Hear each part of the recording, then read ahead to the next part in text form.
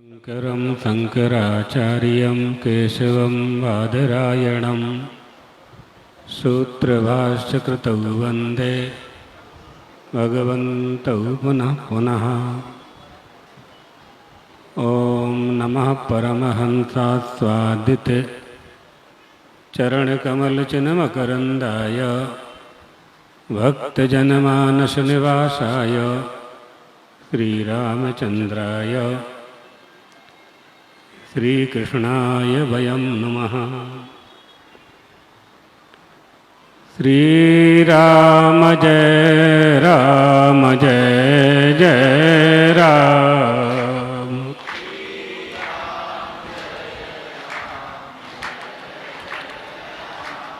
श्रीराम जय राम जय जय राम।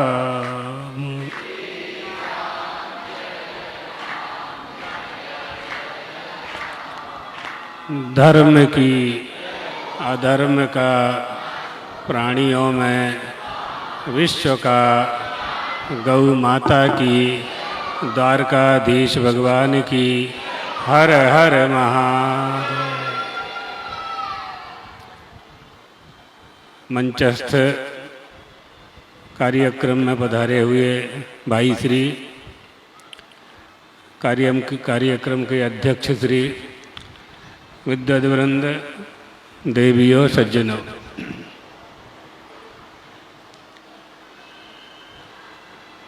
हमारे देश में एक समय ऐसा आया हजारों वर्ष पूर्व,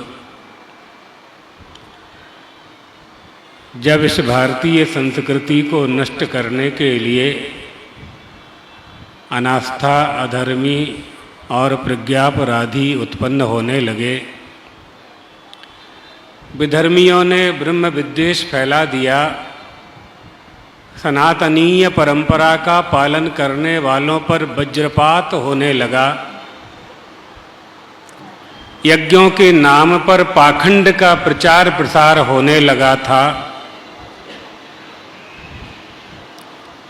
हमारी जो सनातनीय परंपरा है, हमारे जो संस्कार हैं, उन संस्कारों पर ही चोट की जाने लगी थी। राजाओं का संरक्षण प्राप्त करके विधर्मी हमारी संस्कृति को नष्ट करना चाहते थे और चारों तरफ वेदाः अप्रमाणम इसका उद्घोष होने लगा था। ऐसे समय में हमारे ही भारत देश में, दक्षिण भारत के केरल प्रदेश में भगवत पादाद्य शंकराचार्य जी भगवान ने अवतार धारण किया। पूरे देश में उन्होंने पदयात्रा की और विधर्मियों को अपनी बुद्धि के बल पर शास्त्रार्थ की चुनौती देकर के पराजित किया। जो राजा उनके पक्षधर हो चुके थे, उन राजाओं को सनातनीय परंपरा का बोध कराया और 72 मतों का खंडन करके वैदिक धर्म की पताका, धर्म ध्वजा फिर से फहराई। वैदिक धर्म का उन्होंने मंडन किया। इतना ही नहीं, अपनी अल्प आयु में, छोटे ही समय में उन्होंने चतुष्पीठ की स्थापना की। भारत की चारों दिशाओं में जहाँ 4 धाम थे, वहाँ 4 मठों का निर्माण करके, मठों की स्थापना करके उसमें शिव और शक्ति, भगवत पादाद्य शंकराचार्य अद्वैत मत के प्रतिपादन करने वाले आचार्य थे। लेकिन उन्होंने, जैसा अभी भाई श्री ने कहा, पंचदेवोपासना का भी आदेश दिया। चतुष्पीठ की स्थापना कर चारों पीठों में चंद्रमौलीश्वर और श्री चक्र की स्थापना की, श्रीयंत्र की स्थापना की, अर्थात शिव शक्ति की पूजा करने का आदेश दिया। 4 वेदों की स्थापना की।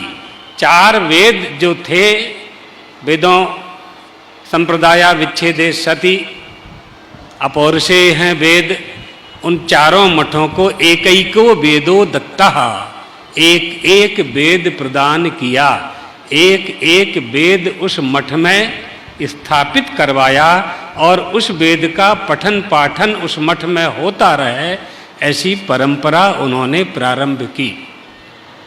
आप देखिए, संसार के जितने भी पदार्थ हैं, जितने भी साधन हैं, हमारे उपयोग के लिए उपभोग में आने वाले जितनी भी वस्तुएं हैं, सब में परिवर्तन होता रहता है और सबका विकल्प प्राप्त होता है। यह नहीं तो यह, यह नहीं तो यह, ऐसा विकल्प प्राप्त होता रहता है।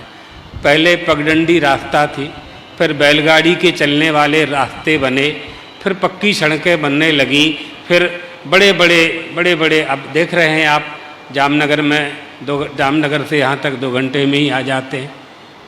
विकास होता जा रहा है चारों तरफ, हर चीज का विकल्प है आपके पास। हमारे पूर्वज पैदल चलते थे, फिर साइकिल से चले, फिर बैलगाड़ी में चले, फिर मोटरसाइकिल में चले, फिर जीप में चले, अब बड़ी बड़ी गाड़ियाँ आ गईं। बड़ी बड़ी गाड़ियों में, हवाई जहाज में चलने लगे, रेलगाड़ियों में चलने लगे। सबका विकल्प बनता जा रहा है। हमारे साधन हमारे उपयोग के विकसित होते जा रहे हैं। वेदों का कोई विकल्प है? 1 लाख वर्ष पहले वेद जैसे पढ़े जाते थे, महाभारत काल में 5300 वर्ष पहले जैसे वेदों का पठन पाठन होता था, शिष्य प्रशिष्य परंपरा के अनुसार, आज भी उसी परंपरा के अनुसार हो रहा है। आपको देखना है, संस्कृत विद्यालयों में जाकर के देख लें, हमारे शंकराचार्य गुरुकुल में जाकर के देख लें, पोरबंदर में सांदीपनी आश्रम भाई श्री ने विद्यालय का बहुत बड़ा निर्माण करा करके वहाँ विद्यार्थियों को विद्या अध्ययन का युग प्रारंभ कराया है। वहाँ वैदिक परंपरा वेदों के मंत्रों का उच्चारण उसी क्रम से हो रहा है जो 5000 वर्ष पहले होता था, हजारों लाखों वर्ष पहले होता था। उसका कोई विकल्प नहीं है। इसलिए चतुर्णामपि वेदानां संरक्षणार्थ वेभो चतुर्भ्योऽपि पीठेभ्यो एकैको वेदो दत्ताः। भगवत पादाद्य शंकराचार्य ने वेदों की रक्षा करने के लिए, हम सनातनी हैं, हमारा सनातन धर्म वेदोक्त है, शास्त्रोक्त है, इसलिए मूल में पानी डालना होता है। वृक्ष की जड़ में पानी डालना है, पत्ते में नहीं। अगर जड़ में पानी डाल दिया तो पत्र पुष्प फल अपने आप पुष्पित होंगे, पल्लवित होंगे, फल प्रदान भी करें। इन मठों से यही होता है। श्री शंकराचार्यादारभ्य अद्य प्रभृति नाम तत्पीठाधिष्ठितानां शंकराचार्याणाम अवदानम न शक्यो विस्मारयितुम। हमारी जो सनातनीय परंपरा है, हमारी जो विश्ववर्णीय संस्कृति है, उस संस्कृति की रक्षा का दायित्व भगवत पादाद्य शंकराचार्य ने इन चारों मठों को दिया। ऐसा नहीं है, और भी आचार्य कर रहे हैं, और भी आचार्य हैं, वैष्णवाचार्य जी हैं, निम्बारकाचार्य जी हैं, वल्लभाचार्य जी महाराज हैं, मध्वाचार्य जी हैं। सबका उद्देश्य तो एक ही है, ईश्वर की प्राप्ति करा देना, धर्म के मार्ग पर, धर्म से जोड़ करके सन्मार्ग पर चलने का उपदेश देना। यम शैवः समुपासते शिवेति ब्रह्मेति वेदांतिना। अनेक अनेक मार्ग हो सकते हैं। पुष्पदंत ने कह दिया है, त्रयी सांख्यम योगः पशुपति मतम वैष्णवमिति। प्रभिन्ने प्रस्थाने, अनेक स्थान अनेक प्रस्थान हो सकते हैं। जाएंगे कहाँ आप, कहाँ जाएंगे? अंत में द्वारकाधीश के चरणों में ही आना पड़ेगा। आपकी प्रत्येक कृति द्वारकाधीश भगवान परमात्मा श्री कृष्ण के चरणों में ही अर्पित होती। इसलिए तब आराधने नेक मार्गान विचित्रान। प्रभो, आपकी आराधना के बहुत मार्ग हैं, कई मार्ग हैं। हम जहाँ से भी करें, जैसे भी करें, आपके श्री चरणों में वो हमारा प्रणाम प्राप्त होता रहे। और हमें आपकी कृपा की प्राप्ति होती रहे। हिंदू धर्म में, सनातन धर्म में दो ही तत्व प्रधान है, एक ईश्वर और दूसरा धर्म। ईश्वर साध्य है और धर्म साधन है। धर्म के माध्यम से हम परमात्मा श्री कृष्ण के तत्व को जानना चाहते हैं, श्री हरि के तत्व को जानना चाहते हैं। वही जानने के लिए, उसकी कृपा प्राप्त करने के लिए हमें मनुष्य का शरीर प्राप्त हुआ है। इसलिए जीवस्य तत्व जिज्ञासा नार्थो यश्चेह कर्म अभी। ये मनुष्य का जो जीवन है ये तत्व जिज्ञासा के लिए है। तत्व जिज्ञासा करनी चाहिए और जब तत्व जिज्ञासा हो जाए तो उसको शांत करने के लिए आचार्य की, गुरु की और शास्त्र की आवश्यकता होती है। आचार्य मिलें, गुरु की प्राप्ति हो, इसके लिए मठ होते हैं, मंदिर होते हैं और आश्रम होते हैं। इनकी स्थापना का विधान हमारे ऋषि महर्षियों ने किया। इसी परंपरा को भगवत पादाद्य शंकराचार्य ने आगे बढ़ाया और हजारों वर्ष से यह परंपरा चल रही है। हम सब, आप देखिए, आप सबने आनंद मनाया ना, खोड़ियार माता से लेकर के यहाँ तक पूरी समाज, प्रत्येक ओखा मंडल की प्रत्येक समाज ने स्वागत किया। ये संस्कार किसने दिया उनको? स्वागत करने का संस्कार कहाँ से आया? इस आनंद को प्राप्त करने की इच्छा उनके मन में कैसे प्रकट हुई? हम आपको एक छोटी सी बात बताते हैं। हम आनंद स्वरूप ही हैं, आप सब आनंद स्वरूप ही हो, लेकिन आनंद, अपने आप को आनंद का भोक्ता मान लेने के कारण हम आनंद को खोजने लग जाते हैं। आपने देखा, आप जो यहाँ बैठ कर के सुन रहे हैं और पूरी सड़क में 4 बजे से आप नाचते रहे, ये आनंद नहीं तो क्या था?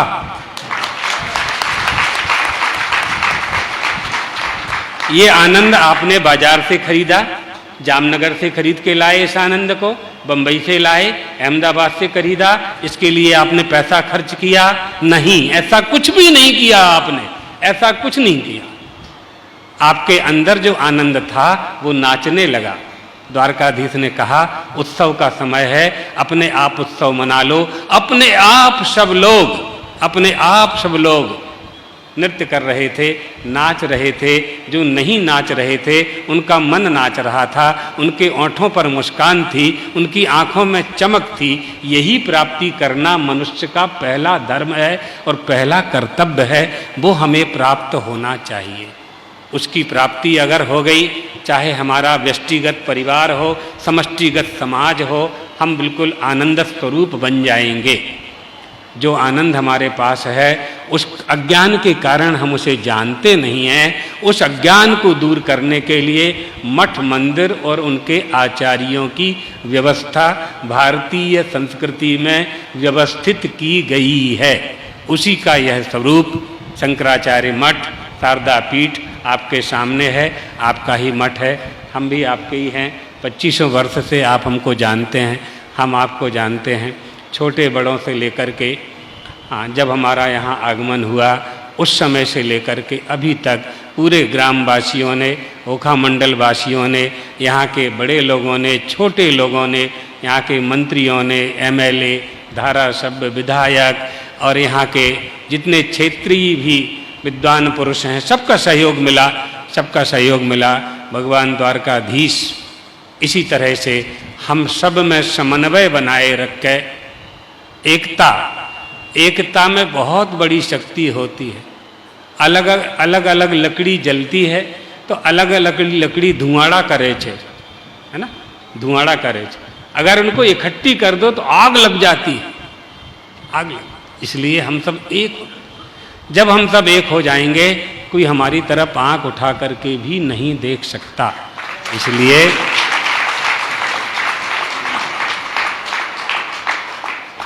यत्र सर्वे विनेतारः सर्वे पंडित मानिनः सर्वे महत्वमिच्छन्ति तद्धि वृंदम विनश्यति।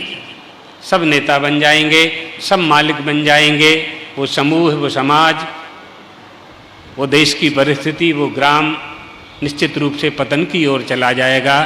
इसलिए हमें किसी को स्वीकार करना पड़ता है।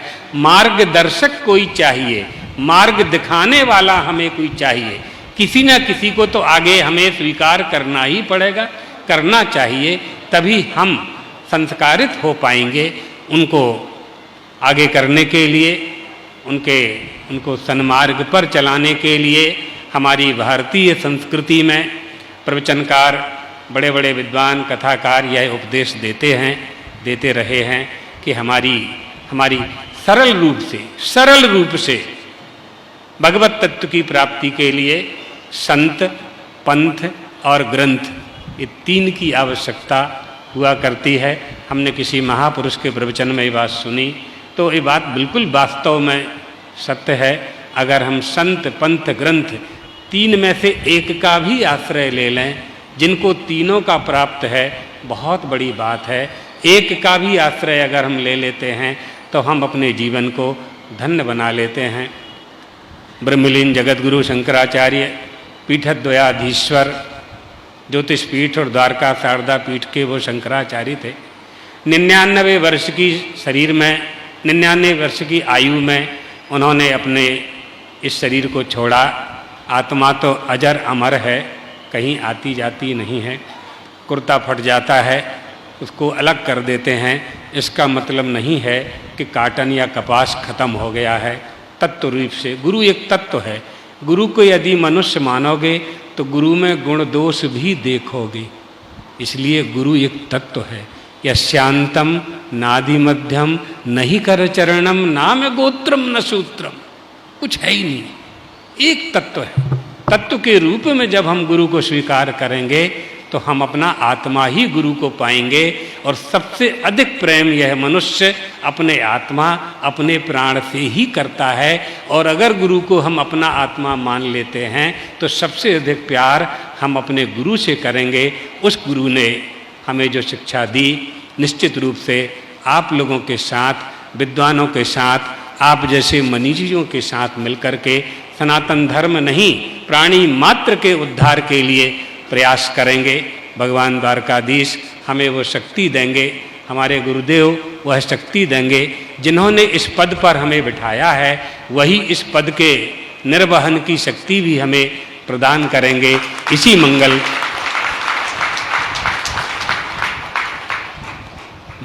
कामना के साथ आप सब ने अपने आप का ही स्वागत किया। इस स्वागत के प्रति धन्यवाद देते हुए, भगवान द्वारकाधीश के चरणों में प्रणाम करते हुए, चंद्रमौलीश्वर भगवान की ओर से आशीर्वाद देते हुए अपनी वाणी को विश्राम देते हैं।